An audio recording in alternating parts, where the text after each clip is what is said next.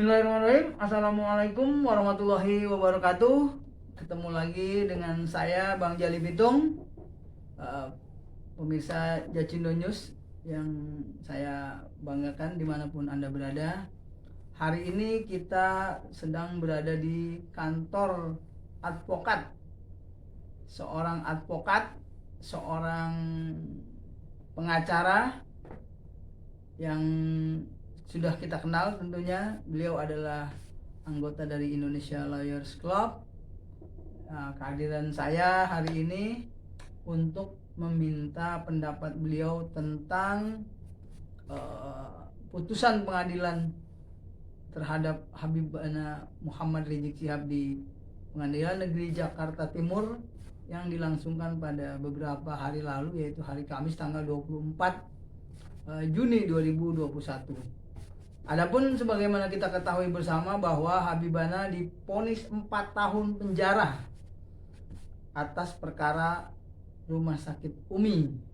Nah, ada satu lagi yang penting juga, tidak kalah penting dari peristiwa tersebut adalah diperlakukannya secara tidak menyenangkan seorang sahabat saya juga.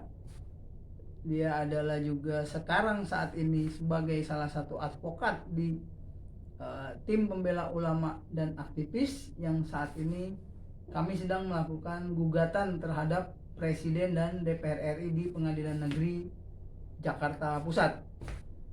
Beliau adalah Hajah Kurnia Tri Royani SH.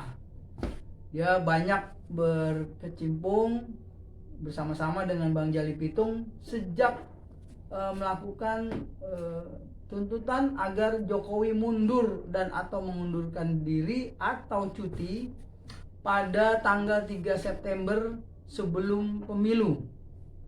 Kemudian juga beliau aktif bersama-sama dengan kami di Dewan Persaudaraan dan Relawan Rakyat Indonesia DPR RI itu melakukan unjuk rasa penolakan dugaan pemilu curang di KPU, Bawaslu, MK, bahkan sampai ke DKPP atau Dewan Kehormatan Penyelenggara Pemilu. Nah, kemudian di tahun 2019 kemarin itu saya agak naas karena akhirnya pasca unjuk rasa penolakan revisi Undang-Undang Nomor 30 tentang KPK di DPR MPR 20 September, tapi 10 Oktober saya dijemput oleh pihak Polda Metro Jaya yang pada saat itu saya belum tahu apa perkara dan masalah yang membuat saya bisa ditangkap oleh pihak kepolisian Polda Metro Jaya. Nah, untuk itu kita sudah bersama dengan Bang Azamkan nih. Ya. Ya. Assalamualaikum Bang. Waalaikumsalam warahmatullahi wabarakatuh. Apa kabar Bang? Alhamdulillah sehat. Iya. Jadi terima kasih nih Bang Azamkan ya. Kebetulan lagi sedang di Jakarta ya? Ya, Jakarta. Ya, saya dengar orang tua juga papi lagi kurang sehat ya? Ya, perawatan. Oh, perawatan ya. Mudah-mudahan saudara-saudara pemirsa kita doakan agar kedua orang tua Bang Azamkan ini segera diangkat penyakitnya dan bisa ceria bersama anak dan cucu serta menantunya. Amin ya. Amin. Jadi gini Bang. Ya. Ini kan kasusnya beliau nih, Habibana Habib Rizik ini kan diputus 4 tahun. Kebetulan teman-teman juga banyak yang hadir, saya juga alhamdulillah hadir. Nah, ini mewakili masyarakat, saya ingin bertanya nih. Sebenarnya apa sih yang membuat Habib Rizik itu sampai ditahan gitu kan? Kok sampai selama itu? Sedangkan orang taunya nih kan cerita-cerita tentang kerumunan, cerita-cerita tentang maulid, cerita tentang covid apa dan sebagainya, yang mungkin orang memahaminya ini kan mestinya hanya sanksinya sanksi administratif lah sifatnya, apa berapa bayar atau gimana. Nah, sehingga ini sangat menarik Bang untuk kita juga bisa sampaikan kepada pemirsa Jacindo News agar ada pencerahan tentang proses hukum maupun penegakan hukum di tanah air kira-kira. Jadi bagaimana Bang? Izin. Jadi begini, pemirsa yang kami hormati, yang dimuliakan Allah SWT dan host kami Bang Jali sertakan. Jadi begini, kalau saya melihat proses apa yang dilakukan penegak hukum terhadap Habib Rizik itu, kalau menurut saya itu tidak masuk dalam logika hukum. Namun karena ini kekuasaan, bisa jadi dugaan-dugaan dipaksa masuk dalam proses hukum itu, ya. Tapi kan rakyat sudah melihat. Nah, kalau kita runtun proses yang terjadi kepada Habib Rizik, yang pertama, Habib Rizik ini dimulai oleh Menko Polhukam, Pak Mahfud MD. Mahfud MD, Profesor Mahfud, ya. Ya, Dia Pak. mengatakan diperbolehkan, kan begitu, Ya.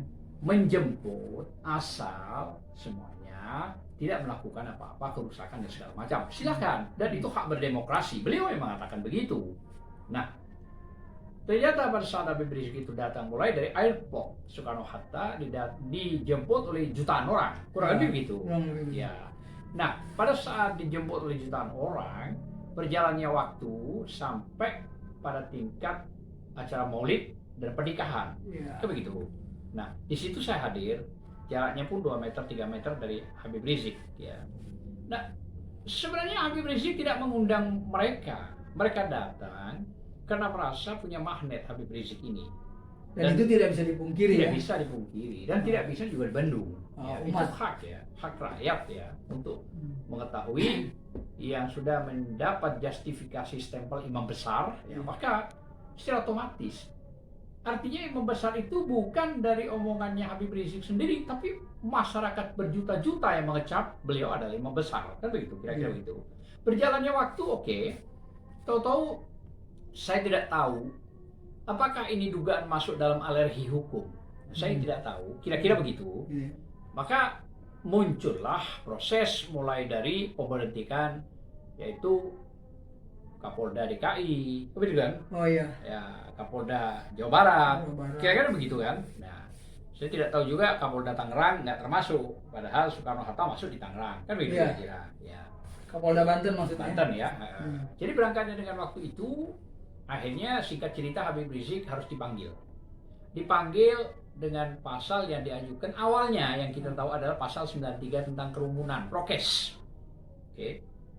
Pasal 93 itu tentang kerumunan prokes. Begitu. Undang-undang kekarantinaan itu ya. Kekarantinaan. Oh iya.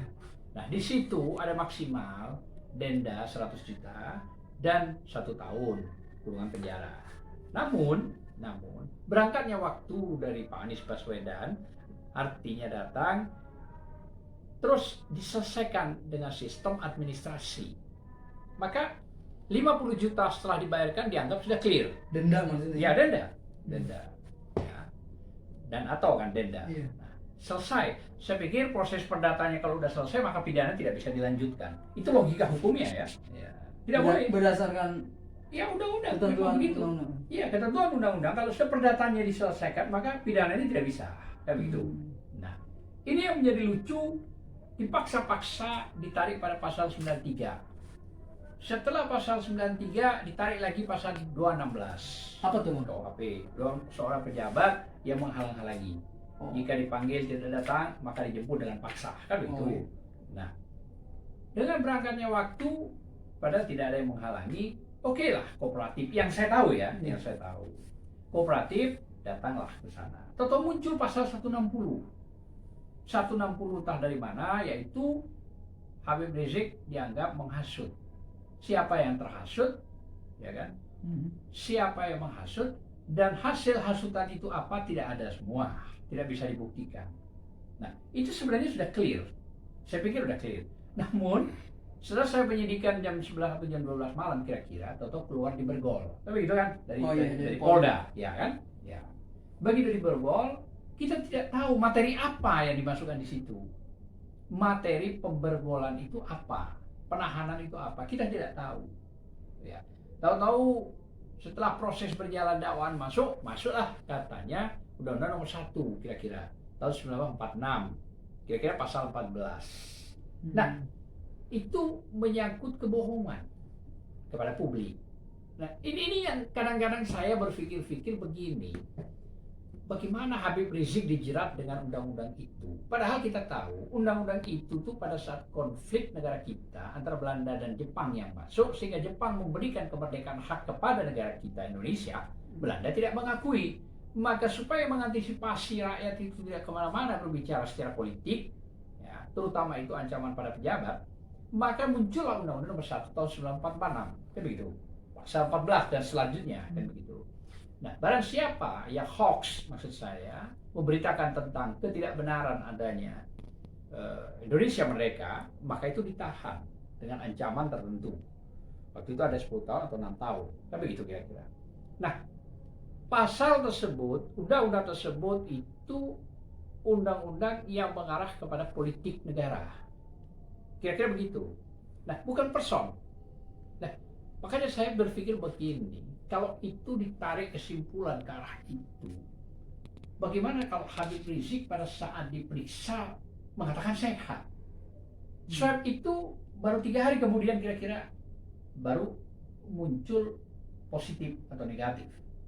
Tapi pada saat sebelum berdasarkan ada diagnosa atau diagnosa dari lab itu bahwa hasilnya itu positif atau negatif, punya hak dong 100%, 100%, bukan cuma Habib Rizik, siapapun mengatakan saya sehat, boleh.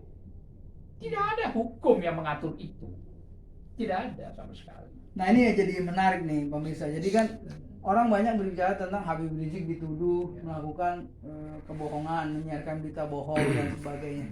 Yang menarik adalah bahwa di saat Habib Rizik itu mengatakan dirinya sehat, ini kan belum ada hasil dari lab, Bang ya. Nah, bagaimana Bang konsekuensi dan penerapan hukum bagi orang yang belum? Itu yang mau saya lanjutkan dari dipotong. Iya betul. Jadi problemnya kalau orang mengatakan bahwa dirinya sehat ditanya oleh orang lain, terus belum juga ada hasil, itu kebebasan 100% orang berpendapat juga. Dan orang kalau memaksakan ini untuk menarik-narik, ini kan pelanggaran HAM berat. Kan melanggar kan? HAM-nya itu dirampas. Itu kan menjadi hak privasinya dia? Iya dong. Kan nggak boleh. Begitu. Oh, seperti yang Pak Jokowi bilang pada saat itu di beberapa stasiun televisi kan, bahwa kerahasiaan pasien gitu ya, kira-kira begitu ya? Iya, dijamin. Apalagi ada yang sebegitu. Dokter juga dalam undang-undang kode etik, rumah sakit juga tidak boleh mempublikasikan. Tahu begitu kan? Kan begitu, kira-kira begitu. Nah, inilah makanya saya bilang, inilah makanya saya bilang bahwa Habib Rizik sebelum keluar positif dan negatif sudah mengatakan itu hak 100%. Ya kan? Seperti itu. Nah, kedua lagi di mana dia mengatakan? Di tempat ruangan yang diisolasi. Berarti kan tidak terpublikasi. Nah, logikanya dalam undang-undang ITE, orang yang mempublikasikan itu ambil. Menyiarkan itu ya. Ayo dong. Orang yang mempublikasikan termasuk siapa? Bisa jadi, ya, bisa jadi ini sekali lagi bisa jadi wali kota Bogor itu juga bisa. Pak Bima Arya bisa jadi, kan dia yang mempublikasikan, maka seharusnya dia yang harus diperiksa, bukan posisi dia sebagai saksi, ya begitu. Nah kalau dia posisi sebagai saksi apa? Ini pertanyaan. Atau abang ingin mengatakan bahwa Pak Bima Arya ini tidak punya kapasitas untuk mempublikasikan tidak boleh kerahasiaan pasien? Tidak boleh, dia bukan medis. Kecuali dokter atau direktur rumah sakit menyatakan secara... Dokter pun mengatakan itu bisa digugat karena memang melanggar kode etik. Jadi itu hak pasien, hak privasinya. Iya, pasien. Tidak boleh. Kecuali keluarga terdekat datang menanyakan dan benar keluarga dekat itu boleh, tapi tidak dipublikasikan. Nah itulah Bang yang membuat di tatanan masyarakat bawah nih, grassroots nih, yang tidak paham tentang KUHAP, ya kan, tentang metodologi peradilan ini kan, mereka berpikir nih orang Maulid kok jadi ditahan 4 tahun nih, diponis 4 tahun. Makanya jadi gimana sih Bang ini penerapan hukum sebenarnya di Indonesia nih? Makanya begini, saya melihat kalau bicara maulid, nikah, itu hal yang lumrah, wajar, dan terjadi di seluruh Indonesia. Kalau mau jujur secara objektif penegak hukum ini, banyak orang pejabat tinggi yang melakukan sama dengan Habib Rizik. Tapi kenapa mereka tidak diproses juga? Banyak yang terjadi, tak bisa dipungkiri itu, dan tak bisa saya sebut satu persatu, banyak sekali. Gitu. Bahkan di awal-awal COVID itu kalau nggak salah ada pesta gelaran di Hotel Mulia kalau tidak salah ya. Bukan cuma itu. Kemarin Kofifa juga melakukan hal yang sama, tapi di mana prosesnya? Bahkan ada lagi perkawinan ini malah Artis. bukan, malah DPR RI salah satu ketua di Madura sana mengadakan perkawinan, diperkirakan 20.000 orang datang. Tidak ada proses secara khusus. Kalaupun khusus bukan orang itu panitianya yang kena. Padahal panitia ditunjuk karena dia. Di mana letak ini keadilan, objektivitas hukum? Nah, ini persoalan. Prinsip hukum tentang ekualitas ya. Iya, harus sama. Harus equal ya. Iya, sama, harus sama. Nah, satu contoh sekarang, apa yang ditantang oleh Habib Rizik dalam sidang, tidak boleh virtual. Habib Rizik mengatakan saya harus face to face, kan begitu, offline, kan begitu. Nah, apa yang terjadi? Akhirnya diperbolehkan, kan begitu. Ini fakta bahwa memang kalau saya melihat, mohon maaf ini, Habib Rizik ini adalah sniper, artinya target yang untuk di sniper, kan begitu. Siapa? Ya saya kira Anda mengerti siapa, gitu ya. Nah, ini pelemahan sistem di zaman sebelum Orde Lama, model begini. Siapa sebelum Orde Lama? Anda tahu di zaman tahun 65 itu apa yang terjadi? Kira-kira modelnya begitu, kira-kira. Saya tidak menuduh pemerintahan sekarang begini, tapi saya melihatnya bahwa pelemahan-pelemahan utama itu adalah ulama yang menjadi sasaran. Ulama yang vokal, ulama yang berani mengatakan benar, kan begitu. Nah, kira-kira ada di jiwa Habib Rizik, kan begitu. Nah, wallahu alam bisawab, saya tidak menuduh pemerintah, tapi fakta ini sudah bisa didengar, dilihat oleh rakyat Indonesia, kan begitu. Nah, kembali kepada proses ketidakadilan hukum yang terjadi, bahwa negeri ini memang butuh pemimpin yang bisa menempatkan posisi adil yang seadil-adilnya. Kenapa harus itu terjadi? Loh, rakyat memilih, rakyat yang menggotong, ya kan? Maka seyogianya pemimpin ini pro pada rakyat, terutama tentang keadilannya, kan begitu. Jangan melihat kondisi real yang sekarang ini terjadi, acak ekonomi kita begini, ya kan? Utang makin Utang menggunung, makin 6.000 triliun lebih, siapa yang akan membayar? Belum lagi kalau di feedback pada undang-undang tentang keuangan juga, berapa kapasitas negara yang boleh berhutang, berapa yang tidak boleh. Maka kalau melebihi dalam kapasitas itu bisa di-impeachment, kan begitu. Tapi apakah ini akan bisa berjalan? Ini persoalan juga. Nah, kalau sistem yang dipakai adalah kekuasaan suka-suka, mohon maaf ini ya, dugaan suka-suka, bahkan negara kita ini yang saya khawatirkan bukan soal aturan, tapi yang saya khawatirkan takut azab dari Allah turun. Azab dari Allah turun. Banyak kejadian-kejadian di zaman Nabi, bukan main-main. hukumullah ya. Iya, banyak kejadian. Nah, makanya saya pikir begini.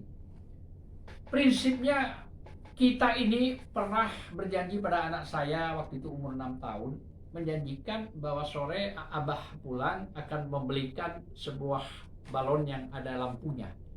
Tapi sampai saya jam 6, jam 7 malam di rumah, lupa tidak membelikan, maka anak saya menegur, abaji munafik. Coba, marah saya.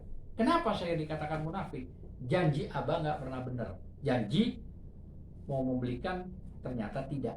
Saya berpikir begini loh. Hebat Ya, anak ini. iya, ya Allah, saya bilang, saya dikatakan munafik. Ya, introspeksi dan benar memang. Saya dalam konteks tertentu, dalam sekejap munafik ya. Tapi saya minta maaf, terus saya menjalankan Karena tugas saya. keingkar janjian itu ya. Iya, ini tadi membelikan.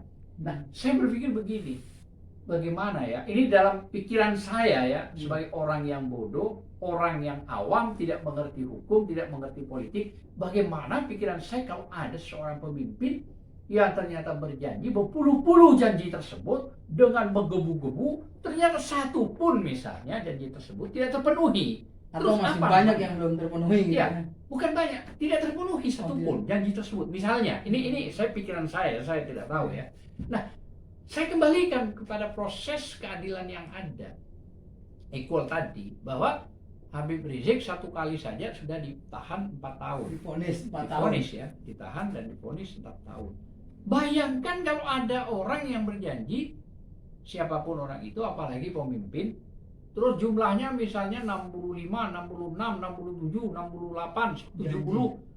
Pikiran saya ini, apa ini harus dikalikan ya hukumannya? Abang ingin mengatakan Presiden Jokowi begitu? Ya itu kan Anda yang mengatakan. Tapi publik kan sudah tahu. Silahkan